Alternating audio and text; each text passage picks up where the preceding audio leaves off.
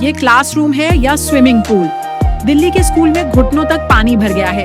बच्चे बेंच पर बैठे हैं, पैरों के पास पानी ही पानी है। यूनिफॉर्म भीग गई है, बच्चे बैग सिर के ऊपर पकड़े हैं। ये सिर्फ बारिश नहीं है, ये पूरी लापरवाही और सिस्टम फेलियर है। नालियां कहाँ हैं? माता पिता गुस्से में हैं, बच्चे खतरे में हैं और सरकार अभी भी वादे ही कर रही है। शिक्षा हमेशा आखिरी में क्यों आती है?